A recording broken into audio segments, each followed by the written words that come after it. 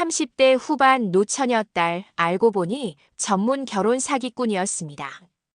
어머니, 이번엔 정말 제대로 된 사람 만났어요. 다음 달에 결혼식 올릴게요. 38살 막내딸이 환한 얼굴로 말했습니다. 평생 연애 한 번 제대로 못 해본 아이가 결혼정보회사에서 만난 지 한 달 만에 결혼을 결심했다고요. 기뻐해야 할 일이었지만 왠지 모를 불안감이 제 가슴을 짓눌렀습니다. 그리고 제 예감은 틀리지 않았습니다.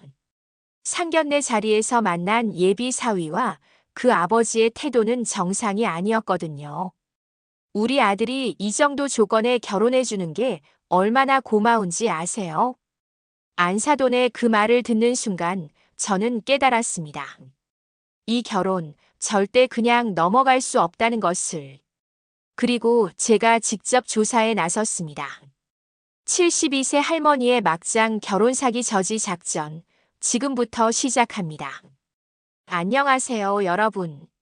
오늘 들려드릴 이야기는 정말 황당하고도 가슴 아픈 실화입니다. 72세 어머니가 38살 막내딸의 결혼을 막기 위해 직접 탐정이 되어 진실을 파헤친 이야기입니다. 과연 이 어머니는 어떻게 딸을 결혼 사기꾼으로부터 구해냈을까요? 구독과 좋아요 부탁드립니다. 쉿! 욕망의 끝. 지금 바로 시작하겠습니다. 저는 올해로 72살을 맞은 이순자라고 합니다. 남편은 5년 전에 먼저 세상을 떠났고 지금은 혼자 살면서 동네 경로당에서 봉사활동을 하며 지내고 있어요. 자식이 둘 있는데 큰딸은 48부로 동네에서 베이커리를 운영하고 있습니다. 큰 사위는 성실한 사람이라 딸과 함께 가게를 꾸려가며 제법 잘 살고 있어요. 손주도 둘이나 있어서 주말마다 제 집에 놀러 오곤 합니다. 문제는 막내딸이었어요. 막내는 어느덧 38이 됐는데 아직까지 결혼을 못했습니다. 못했다기보다는 안 했다고 해야 할까요? 회사 일에만 열중하다 보니 연애할 시간도 없었고 성격도 내성적이라 사람 만나는 걸 어려워했거든요. 저야 사람 인연이 언제 올지는 하늘만 안다고 생각하며 늘 응원만 해왔는데 주변에서는 자꾸 걱정하는 소리를 하더라고요. 순자 씨, 막내딸은 언제 결혼시킬 거예요? 이제 38이면. 요즘 애들 늦게 하잖아요. 급할 것 없어요. 그렇게 대답은 했지만 솔직히 저도 속으로는 조금 걱정이 됐어요. 막내가 혼자 늙어가는 건 아닐까, 외롭게 사는 건 아닐까 하는 마음이요. 그런데 얼마 전 막내가 덜컥 결혼을 하겠다는 소식을 가져왔습니다. 엄마, 나 결혼해요. 정말 좋은 사람 만났어요. 전화기 너머로 들려오는 막내의 목소리는 설렘으로 가득했어요. 평생 연애 한 번 제대로 못 해본 아이가 이렇게 들떠있는 모습을 처음 봤습니다. 정말 어디서 만났는데? 어떤 사람인데? 결혼정보회사에서 소개받았어요. 민준이라고 39살이고 IT 회사 다녀요. 정말 괜찮은 사람이에요. 결혼정보회사라는 말에 조금 의아하긴 했지만 요즘엔 그런 곳에서 많이 만난다고 하니 뭐 이상할 건 없다고 생각했어요. 그래, 잘 됐네. 언제 한번 엄마한테 데려와 봐. 다음 주에 갈게요. 엄마, 정말 기대해도 돼요. 전화를 끊고 나서 저는 묘하게 가슴이 두근거렸어요. 기쁜 마음 반, 걱정되는 마음 반이었달까요? 막내가 평생 연애 한 번 못하다가 갑자기 결혼한다니 너무 급한 게 아닌가 싶기도 했고요. 며칠 뒤 막내가 그 남자를 데리고 왔습니다. 문을 열고 들어선 남자는 첫인상이 그리 나쁘지 않았어요. 키도 크고 옷도 깔끔하게 입었더라고요. 어머님, 처음 뵙겠습니다. 박민준이라고 합니다. 공손하게 인사는 하는데 왠지 모르게 눈빛이 제 마음에 들지 않았어요.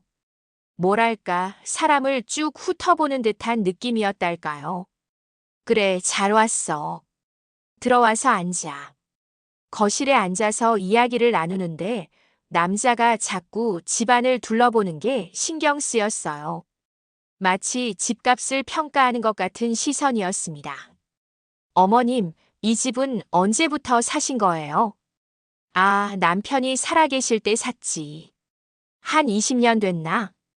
그럼 지금 시세로는 꽤 되겠네요. 갑자기 왜 집값 이야기를 하는 건지 의아했지만 그냥 넘어갔어요. 그런데 계속 이야기를 나누다 보니 이 남자가 자꾸 경제적인 이야기만 하는 거예요. 저희 결혼 준비는 어떻게 하면 될까요?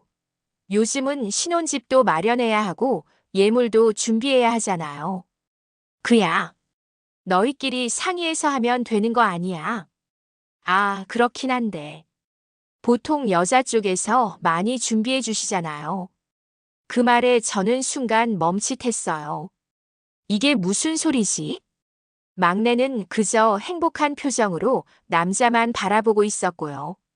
그날 저녁 남자가 돌아간 후 막내에게 물었습니다. 민지야, 저 사람 어때? 엄마, 정말 좋은 사람이에요. 저를 정말 아껴줘요. 그래. 근데 엄마가 보기엔 좀. 엄마는 왜 그러세요? 제 첫사랑이에요. 제발 응원해주세요.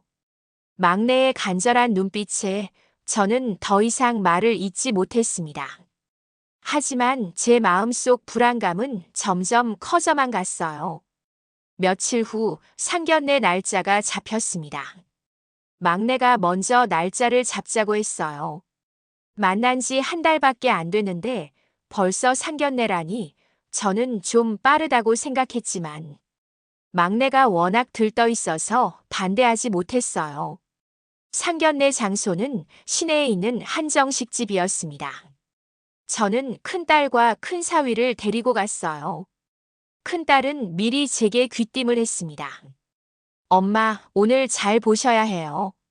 뭔가 이상하면 바로 말씀하세요. 그래, 나도 그럴 생각이야. 약속 시간에 맞춰 자리에 앉아 있으니 상대편 식구들이 도착했어요. 그 중에서 나이가 제 또래로 보이는 남자가 있었는데 막내가 전해준 이야기로는 그분이 안사돈이라고 했어요. 그런데 그 사람의 첫인상이 어떻게 말해야 할까요? 되게 거만해 보였어요. 비싼 양복을 입고 시계도 번쩍번쩍하고 어깨에 힘이 잔뜩 들어가 있더라고요. 모두 자리에 앉자마자 그 안사돈이 입을 열었습니다. 우리 아들 민준이는 정말 괜찮은 애입니다. 서울대 나왔고 지금 IT 회사에서 팀장으로 일하고 있어요. 연봉도 상당하죠. 시작부터 자랑이 쏟아져 나왔어요. 외모도 출중하고 성격도 좋아요. 주변에서 소개팅 제의가 얼마나 많은지 몰라요. 그런데 우리 아들이 따님을 선택한 거예요. 선택이라는 단어가 제 귀에 걸렸습니다. 마치 물건을 고르듯이 말하는 것 같았어요. 저는 참고 듣고만 있었는데 안사돈은 계속해서 말을 이어갔습니다. 솔직히 우리 아들 같은 조건이면 더 좋은 집안의 여자도 얼마든지 만날 수 있었어요. 하지만 민준이가 따님을 정말 좋아한다고 해서 나이가 좀 있긴 하지만 괜찮다 싶었죠. 나이가 좀 있다고요? 제 막내딸을 마치 결함이 있는 상품처럼 말하는 게 아닙니까? 저는 눈살이 찌푸려졌지만 일단 참았어요. 식사가 시작되고 음식이 나오기 무섭게 안사돈이 또 불평을 시작했습니다. 이 집이 괜찮다고 해서 왔는데 생각보다 별거 없네요. 메인 요리양이 이렇게 적어서야. 저는 귀를 의심했어요. 첫 만남 자리에서 저런 말을 하다니. 그리고는 본격적으로 결혼 비용 이야기를 꺼냈습니다. 그리고 결혼 준비 비용은 어떻게 되는 건가요? 요즘은 신혼집이고 예물이고 전부 여자 쪽에서 준비해 주는 게 상식 아닙니까? 상식이라뇨? 제가 반문하자 안사돈은 당연하다는 듯이 말했습니다. 우리 아들 같은 조건이 결혼해 주는 건데 당연히 그 정도는 해주셔야죠. 신혼집은 서울 강남으로 해주시고 예물도 제대로 된 걸로 준비해 주셔야 합니다. 저는 기가 막혔어요. 이게 무슨 결혼 이야기인지 마치 장사하는 것 같았습니다. 그 옆에서 민준이라는 남자도 겉으로는 미소를 지으면서 은근슬쩍 우리를 압박했어요. 제 아버지 말씀이 좀 직설적이시긴 한데 뭐 틀린 말은 아니잖아요. 결혼은 현실적인 부분도 중요하니까요. 그러면서 제 막내딸을 쳐다보는 눈빛이 마치 계산기를 두드리는 것 같았어요. 막내는 당황한 표정으로 저를 쳐다봤지만 저는 더 이상 참을 수가 없었습니다. 죄송한데요. 결혼이 무슨 거래입니까? 서로 사랑해서 하는 거지. 조건 따지고 계산하면서 하는 게 아니잖아요. 에이, 어머님도 참. 요즘 세상이 어떤 세상인데 그런 말씀을 하세요. 사랑만으로 결혼해요. 현실을 봐야죠, 현실을. 안사돈의 목소리가 점점 커졌어요. 식당 안에 다른 손님들도 우리 쪽을 쳐다보기 시작했습니다. 큰딸이 제 손을 꽉 잡으며 조용히 말했어요.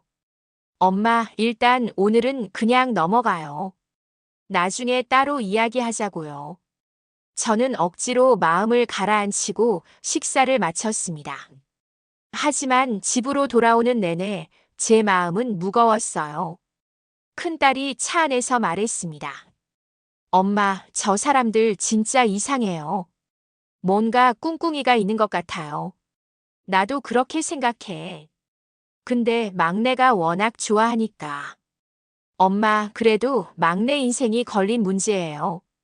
우리가 제대로 알아봐야 해요. 큰 사위도 거들었습니다. 장모님, 제가 아는 사람한테 물어볼게요. 혹시 저 사람들에 대해 뭔가 알아낼 수 있을지도 모르니까요. 그날 밤 저는 잠을 이룰 수가 없었습니다. 막내의 행복한 얼굴이 자꾸 떠올랐지만 동시에 안사돈의 거만한 태도와 민준의 계산적인 눈빛도 계속 머릿속을 맴돌았어요. 이 결혼 정말 괜찮은 걸까? 제 모성 본능이 경고음을 울리고 있었습니다.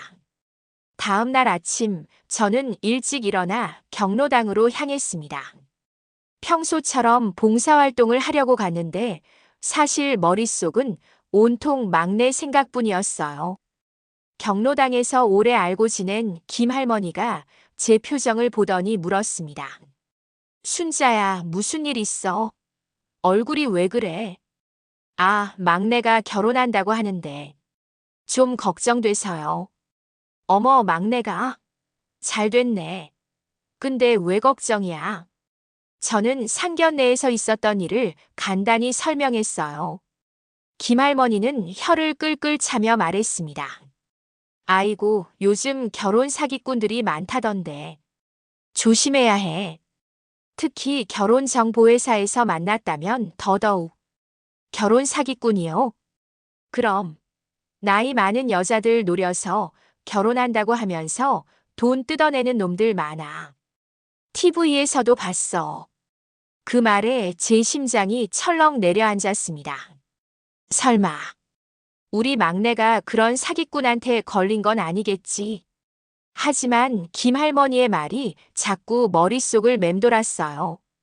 점심때쯤 큰딸에게서 전화가 왔습니다. 엄마, 지금 가게로 좀 와보세요. 중요한 이야기가 있어요. 큰딸의 목소리가 심상치 않았어요. 저는 서둘러 베이커리로 향했습니다. 가게에 도착하니 큰딸과 큰사위가 심각한 표정으로 앉아 있었어요. 무슨 일이야? 큰딸이 테이블 위에 서류 몇 장을 펼쳐놓으며 말했습니다.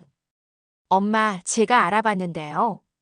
저 박민준이라는 사람, 과거에 문제가 있었대요. 무슨 문제?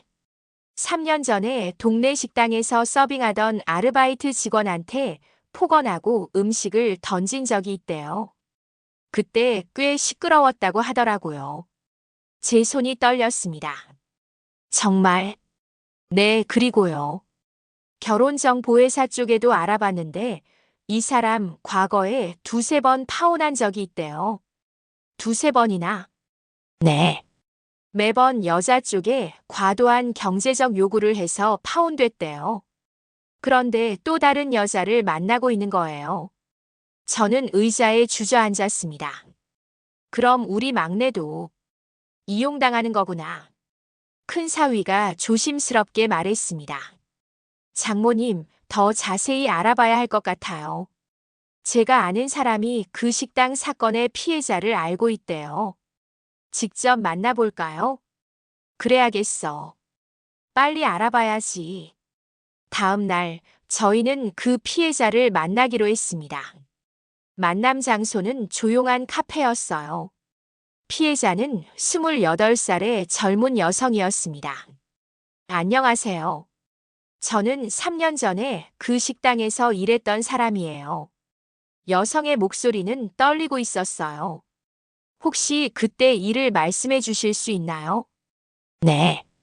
그날 박민준이라는 손님이 와서 주문을 했는데 제가 음식을 서빙하다가 실수로 조금 흔들렸어요.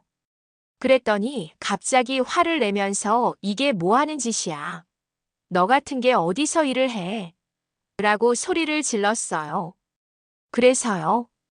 그러고는 제가 들고 있던 국그릇을 낚아채서 제 얼굴에 그대로 끼얹었어요. 뜨거운 국물이 제 얼굴과 옷에 다 튀었죠. 저는 너무 놀라서 아무 말도 못했어요. 여성의 눈가가 붉어졌습니다. 다른 손님들도 다 놀랐고 사장님이 달려왔는데 그 사람은 너 같은 알바는 얼마든지 있어라고 비웃으면서 그냥 가버렸어요. 사과도 없이요. 저는 분노로 몸이 떨렸습니다. 혹시 증거가 있나요? 네, 사장님이 CCTV 영상을 보관해 두셨어요. 혹시 필요하시면 드릴 수 있어요. 네, 꼭 부탁드립니다. 카페를 나서는 길 큰딸이 제 어깨를 감쌌습니다. 엄마, 이제 확실해졌어요. 저 사람은 절대 막내랑 결혼시킬 수 없어요. 그래. 근데 막내를 어떻게 설득하지? 증거를 보여줘야죠. 막내도 바보는 아니니까 증거를 보면 깨달을 거예요. 집으로 돌아와서 저는 결혼정보회사에도 직접 전화를 걸었습니다. 여보세요. 혹시 박민준이라는 회원에 대해 알려주실 수 있나요? 죄송하지만 개인정보라. 제 딸이 그 사람과 결혼을 앞두고 있는데 과거에 문제가 있었다는 이야기를 들었어요. 제발 좀 알려주세요. 상담원이 잠시 망설이더니 조용히 말했습니다. 사실 박민준 회원은 저희 회사에서도 주의 대상이었어요. 과거에 여러 번 파혼 이력이 있고 매번 상대방 여성에게 과도한 경제적 요구를 했다는 신고가 들어왔거든요. 그런데 왜 계속 회원으로 두셨어요? 법적으로 문제가 없으면 저희가 강제로 탈퇴시킬 수 없어요. 하지만 매칭할 때는 특히 조심하라고 경고를 했었는데 이번에는 빨리 진행이 된 것 같네요. 전화를 끊고 나니 제 손이 부들부들 떨렸습니다. 우리 막내가 이런 사기꾼한테 걸렸다니. 그날 저녁 저는 가족 회의를 소집했습니다. 큰딸, 큰사위, 그리고 막내까지 모두 모였어요. 막내는 여전히 밝은 표정이었습니다. 엄마, 무슨 일이에요? 결혼 준비 이야기하려고 모인 거예요. 민지야, 앉아봐. 중요한 이야기가 있어. 저는 그동안 조사한 내용을 하나하나 설명했습니다. 식당 갑질 사건, 여러 번의 파혼 이력, 결혼정보회사의 경고. 모든 증거를 테이블 위에 펼쳐놓았어요. 처음에 막내는 믿지 않으려 했습니다. 에이, 설마 그런 게 다 헛소문일 수도 있잖아요. 민지야, 여기 CCTV 영상도 있어. 직접 봐. 노트북을 켜서 영상을 보여주자 막내의 얼굴이 점점 굳어갔습니다. 영상 속에서 민주는 정말로 서빙 직원에게 국물을 끼얹고 폭언을 퍼붓고 있었어요. 이게 정말 민준 오빠예요. 그래. 그리고 이 사람은 너한테만 그런 게 아니야. 과거에도 여러 여자들을 만나면서 똑같은 짓을 했어. 막내의 눈에서 눈물이 흘러내렸습니다. 그럼 저는 이용당한 거예요. 그래. 미안하지만 그게 진실이야. 막내는 한동안 아무 말도 하지 못했어요. 그저 눈물만 흘렸습니다. 큰딸이 동생의 어깨를 감싸며 말했습니다. 민지야, 지금 알게 된 게 다행이야. 결혼하고 나서 알았으면 더 큰일 날 뻔했어. 언니, 저 정말 바보 같죠? 38까지 혼자 살다가 겨우 만난 남자가 이런 사람이라니. 아니야. 내 잘못이 아니야. 저 나쁜 놈이 너를 속인 거지. 저는 막내의 손을 꽉 잡았습니다. 민지야, 엄마가 이 결혼은 절대 허락할 수 없어. 내가 아무리 좋아해도 안 돼. 엄마, 저도 이제 알겠어요. 제가 너무 어리석었어요. 어리석은 게 아니라 순수했던 거야. 하지만 이제는 현실을 봐야 해. 그날 밤 막내는 방에 들어가서 한참을 울었습니다. 저도 가슴이 아팠지만 이게 최선이라는 걸 알았어요. 잘못된 결혼을 막는 것, 그게 어머니로서 제가 할 수 있는 마지막 사랑이었습니다. 며칠 후 저는 결심했습니다. 박민준과 그 아버지를 직접 만나서 모든 걸 끝내기로요. 막내는 처음에 반대했어요. 엄마, 그냥 제가 연락 끊으면 되잖아요. 왜 굳이 만나려고 하세요? 안 돼. 똑똑히 정리하고 넘어가야 해. 저 사람들이 나중에 또 무슨 짓을 할지 모르니까. 큰딸도 동의했습니다. 맞아요. 확실하게 끝내는 게 좋아요. 우리가 증거를 다 가지고 있다는 것도 보여줘야 하고요. 그렇게 저희는 민준과 그 아버지를 우리 집으로 불렀습니다. 약속 날짜가 다가오자 저는 긴장되기 시작했어요. 하지만 물러설 수 없었습니다. 드디어 그날이 왔습니다. 초인종이 울리고 민준과 그 아버지가 들어왔어요. 두 사람 다 표정이 좋지 않았습니다. 아마 우리가 뭔가 눈치챈 걸 알고 있었던 것 같아요. 갑자기 부르시면 곤란한데 무슨 일로 부르신 겁니까? 안사돈의 말투가 퉁명스러웠어요. 저는 침착하게 대답했습니다. 앉으세요. 할 이야기가 있어서요. 두 사람이 소파에 앉자 저는 바로 본론을 꺼냈습니다. 이 결혼은 여기서 끝내겠습니다. 뭐라고요? 민준이 벌떡 일어섰어요. 무슨 소리예요? 갑자기 왜 이러시는 거예요? 갑자기가 아니에요. 우리가 조사를 했거든요. 당신의 과거를요. 그 말에 민준의 얼굴이 굳어졌습니다. 저는 테이블 위에 준비해둔 서류들을 꺼냈어요. 3년 전 식당 갑질 사건 기억하시죠? 서빙 직원한테 뜨거운 국물을 끼얹으신 거요. 그건. 그리고 과거에 여러 번 파혼하신 이력도 다 알고 있어요. 매번 여자들한테 과도한 경제적 요구를 하셨죠? 민주는 아무 말도 하지 못했습니다. 하지만 그 아버지는 달랐어요. 안사돈이 버럭 소리를 질렀습니다. 뭐야, 뒤조사를 한 거야? 당신들이 감히요? 제 딸의 인생이 걸린 문제인데 당연히 알아봐야죠. 그래서 어쩌겠다는 거야? 우리 아들이 얼마나 좋은 조건인데 당신 딸 같은 노처녀가 어디 가서 이런 남자 만나겠어. 노처녀라는 말에 제 안에서 뭔가가 폭발했습니다. 노처녀라고요? 당신 아들은 전문 결혼 사기꾼 아닙니까? 뭐라고.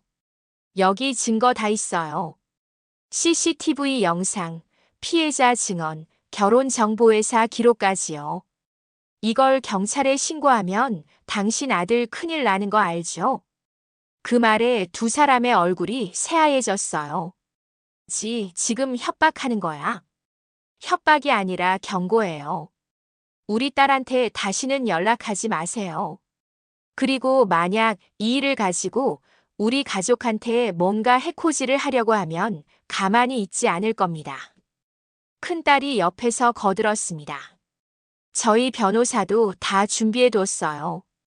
필요하면 민사소송도 불사할 겁니다. 큰 사위도 조용히 말했습니다. 그리고 이 증거들을 SNS에 올리면 당신들 평판이 어떻게 될지 생각해 보세요. 민준과 그 아버지는 더 이상 할 말이 없었어요. 안사돈이 마지막으로 악을 썼습니다. 좋아, 알았어. 우리가 물러날게. 하지만 당신 딸 평생 혼자 살 거야. 이 나이에 결혼 못하면 끝이야. 그건 우리가 알아서 할 일이에요. 당신들은 그냥 나가세요. 두 사람은 결국 문을 쾅 닫고 나갔습니다. 문이 닫히는 순간 저는 주저앉았어요. 온몸에 힘이 쭉 빠지는 느낌이었습니다. 막내가 달려와서 저를 부축했어요. 엄마, 괜찮으세요? 응, 괜찮아. 이제 다 끝났어. 큰딸이 눈물을 글썽이며 말했습니다. 엄마, 정말 멋있었어요. 멋있긴 뭐가 멋있어. 그냥 내 딸을 지킨 것뿐이야. 그날 저녁 가족들이 모두 거실에 모여 앉았어요. 한참을 아무 말 없이 있다가 막내가 조용히 말했습니다. 엄마, 언니, 매형. 다들 고마워요. 저 때문에 고생 많으셨어요. 무슨 소리야? 우리가 가족이잖아. 저 정말 바보 같았죠? 38까지 혼자 살다가 겨우 만난 남자한테 이렇게 속다니. 큰딸이 동생을 꼭 안았습니다. 아니야. 내가 순수했던 거지 바보 같았던 게 아니야. 나쁜 건 저 사기꾼들이야. 저도 막내의 손을 잡았습니다. 민지야, 이번 일로 많이 배웠을 거야. 앞으로는 더 신중하게 사람을 만나야 해. 네, 엄마. 그리고 결혼은 조건이 아니라 진심으로 해야 하는 거야. 너를 정말로 사랑하는 사람이 나타날 거야. 정말. 그런 사람이 있을까요? 당연하지. 우리 민지가 얼마나 좋은 아이인데. 그날 밤 저는 오랜만에 편안하게 잠들 수 있었습니다. 막내를 지켜냈다는 안도감이 온몸을 감싸더군요. 그로부터 2년이 지났습니다. 막내는 지금 행복하게 결혼 생활을 하고 있어요. 얼마 전에는 아기도 태어났습니다. 제 첫 외손주예요. 엄마, 외할머니 왔어요. 막내가 환하게 웃으며 저를 맞아줍니다. 아기를 안아보니 세상에서 가장 예쁘더라고요. 우리 손주 할머니 왔어. 보고 싶었어. 준호도 옆에서 웃으며 말합니다.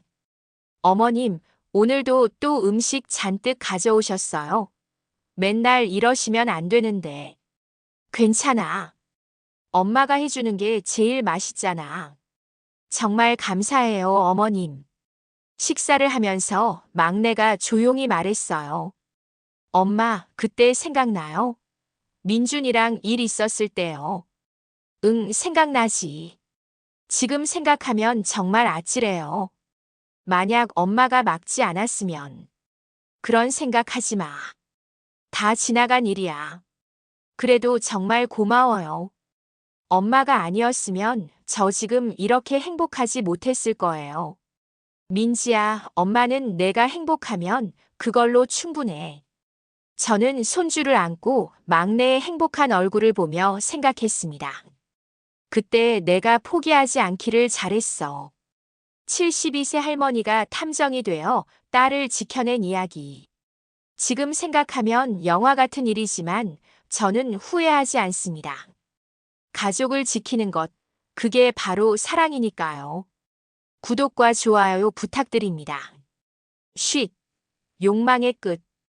여러분, 혹시 주변에 결혼을 앞두고 있는 분들이 계신가요? 결혼은 조건이 아니라 진심으로 해야 합니다. 겉모습만 보고 판단하지 마세요. 상대방의 과거와 인성을 꼭 확인하세요.